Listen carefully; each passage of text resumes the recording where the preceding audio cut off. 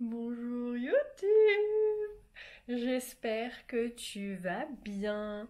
On se retrouve aujourd'hui dans une nouvelle vidéo que je n'avais absolument pas prévu de tourner, mais j'ai reçu quelques petits messages ces derniers jours qui me demandaient quand est-ce que je comptais revenir sur YouTube. C'était pas du tout prévu, mais visiblement je vous manque, c'est un bien grand mot. Donc me voilà. Je pars bientôt en vacances, donc je me suis dit, allez, vas-y, fais une petite vidéo avant de partir. En fait, c'est un peu compliqué parce que moi, mon ordinateur me permet pas de faire des montages. Alors, c'est pas qu'il me permet pas, c'est si, il me permet de faire des montages.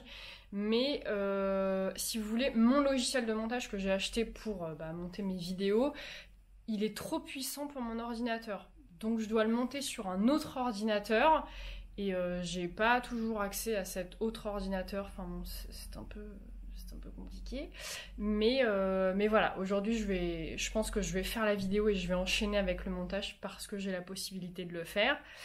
Voilà, vous savez ma vie, vous connaissez tout.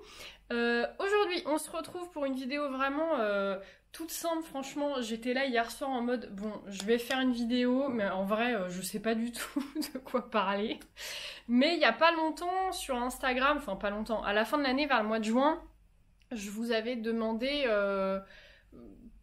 j'avais lancé une petite FAQ sur mon compte Instagram, FAQ auquel je n'ai absolument jamais répondu.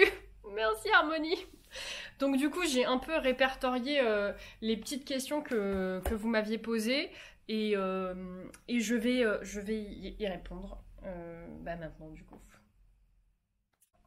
Alors, on m'a demandé si dans mon école on faisait un spectacle de fin d'année et s'il y avait un thème. Alors non, on fait pas de spectacle de fin d'année. En revanche, nous faisons une chorale, on participe à Chante-École. Le thème cette année, c'était autour de la Terre. Enfin, j'ai l'impression que c'est toujours le même thème, tu vois, genre autour de la Terre, les voyages, les rêves. Enfin, en fait, chaque musique peut coller avec ce thème. Donc voilà, cette année c'était ça. On l'a fait dans une salle de spectacle de la ville et on l'a aussi fait dans l'école, entre nous, etc. Et moi, je m'étais lancé un défi. Alors moi, j'ai une musique vraiment qui me suit depuis toujours. Vraiment, c'est ma musique. C'est-à-dire que quand tu penses à harmonie et que tu penses à une musique, en général, tu penses à cette musique-là. Et donc, j'avais pour défi de la faire apprendre à certains élèves de CE1 et à une classe de CM2 aussi. C'est la musique Sarà perché ti amo.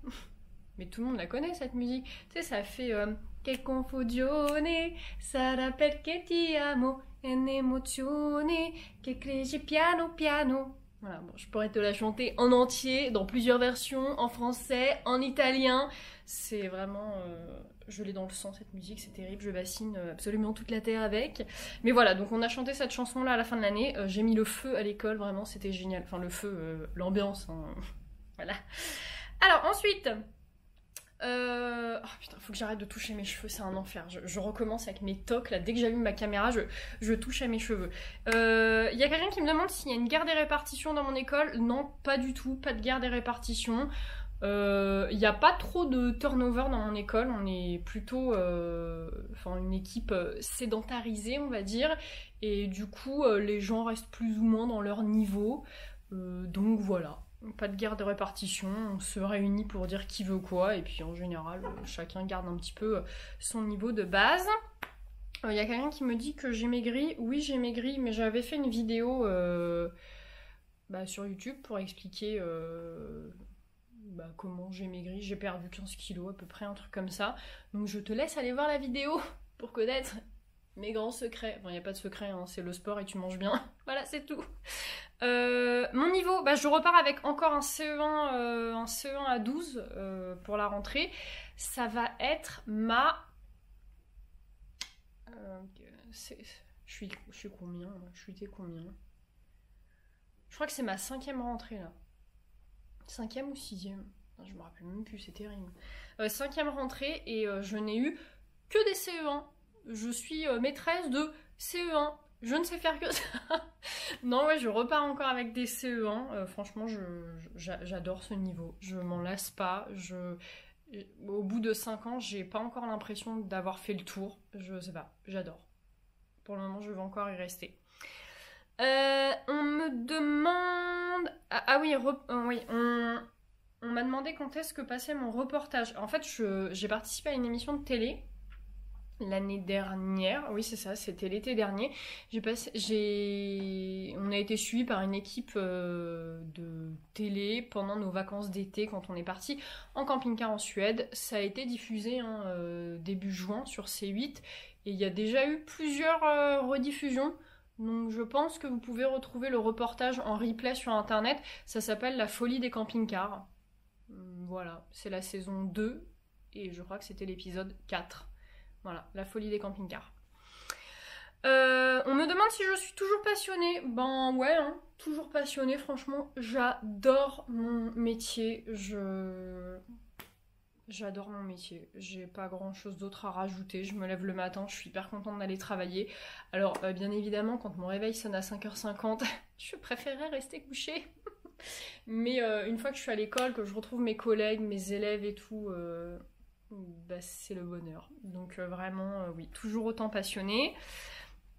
Est-ce que la relation professeur et parent d'élève est pas trop dure à gérer ? Pour ma part, non, ça va. Cette année, ça n'a pas été trop difficile.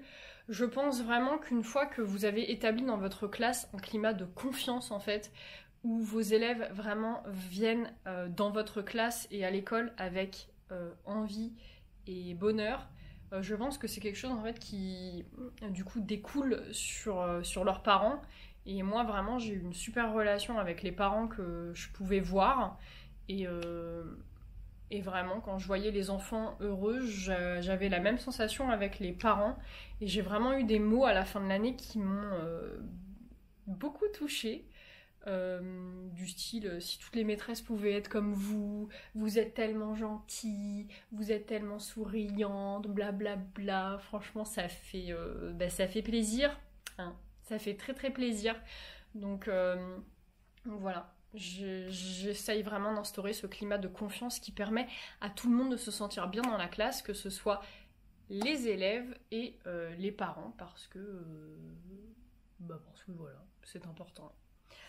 On me demande si je garde le même thème et comment s'est passé mon Tour de France. Alors oui, je garde le même thème cette année, on repart sur un Tour de France. L'année dernière, c'était vraiment la première année et j'y allais un peu à tâtons et en fait, je créais mes fiches au fur et à mesure. C'est vrai que ça me prenait beaucoup de temps et donc je l'ai pas forcément étendu autant que je l'aurais voulu parce que ça prenait beaucoup de temps, mais du coup cette année les fiches sont déjà prêtes, donc je vais vraiment pouvoir gratter un petit peu plus ce thème là. Et en plus de ce thème-là du Tour de France, va venir se rajouter cette année, mais vous avez dû le voir déjà sur Instagram, un projet autour du violon. Mes élèves vont avoir des cours de violon 2 fois par semaine, une fois en demi-groupe et une fois en classe entière. Et donc, voilà, ça va être une année assez chargée, mais voilà, j'ai hâte. Va falloir juste jongler entre les différents apprentissages, parce que va quand même falloir qu'on fasse un peu de français et de maths, hein. C'est pas mal d'apprendre à lire et à compter, mais ouais, à mon avis, il va falloir pas mal jongler. Comment s'est passé ton Tour de France ? Du coup, super bien. C'était vraiment génial et j'ai hâte de recommencer et tout le monde a adoré. Je pensais pas qu'il y aurait un tel engouement de la part des élèves, mais force est de constater que c'était vraiment... ça a cartonné. C'était génial. Quel est mon niveau coup de cœur ? Comme je vous disais, moi j'ai eu que des CE1. En fait, quand j'étais petite... moi, ce métier-là, c'est le métier de mes rêves. Et quand j'étais petite et que je voulais être maîtresse, je disais à tout le monde que je voulais être maîtresse de CE1. Et donc, du coup, je suis maîtresse de CE1. Et franchement, j'ai vraiment pas envie de changer pour le moment. Le CE1, je trouve que c'est vraiment le niveau idéal. Ils sont pas encore trop grands, mais ils sont pas non plus trop petits. Donc, tu peux encore les youpi-youpi-you, mais en même temps, tu peux leur faire des blagues. Enfin, je sais pas. J'adore. Je m'épanouis trop dans ce niveau-là. Est-ce qu'à la rentrée j'aurai un planeur ou un organisateur ou non, j'aurai rien de tout ça. J'ai déjà testé des trucs déjà tout faits. Voilà, j'ai testé plusieurs choses sur différentes rentrées. Et la seule chose qui me convient en fait, c'est une méthode très très simple, mais je vous en ai déjà parlé à la rentrée dernière. C'est-à-dire que moi, j'imprime mon emploi du temps, où je laisse des espaces assez grands en fait pour chaque case. et je viens en fait écrire à l'intérieur ce que... Enfin voilà, mon planning de la semaine. Je trouve que c'est un gain de temps énorme. Ça évite de réécrire 40 000 fois le même truc. Et moi, j'aime quand c'est efficace, rapide. Perdre du temps, c'est pas trop mon délire parce que pas le temps. Hein. Pas le temps de perdre du temps. Donc je repars sur la même organisation que l'année dernière. Si ça vous intéresse que je vous en reparle, dites-le moi. Pourquoi pas, je pourrais en reparler. Regrettes-tu ta reconversion? Ça rejoint un peu sur est-ce que t'es toujours passionné? Non, pas du tout. Hein. Franchement, ça a été la meilleure décision de ma vie et je la referai chaque année si je devais reprendre cette décision. Meilleure décision de ma vie. Franchement, je me sens tellement alignée en fait dans mon travail que non, aucun regret. Et on me demande... c'est la dernière question. Quand tu passes le CRPE sans master... Est-ce que la titularisation dépend de ton parcours à l'ESP? Oui. Oui, en fait, alors si tu passes le concours sans master, tu vas intégrer un master, en fait, tu vas être en parcours adapté, mais si t'as pas des bonnes notes, ou si tu rends pas à la fin ton espèce de mémoire, alors moi dans ma fac c'était un TSNR, mais je crois que selon les académies c'est pas la même chose, mais si tu rends pas ton mémoire, etc., oui, ça va influencer la décision finale de ta titularisation. De toute façon, il y a deux choses pour être titularisé, hein. Il faut que ça se passe bien dans ton école de rattachement, et il faut que ça se passe bien à l'ESP, hein. L'un ne va pas sans l'autre, hein. Si par exemple tu as trop d'absence à l'ESP, tu seras comment on dit déjà?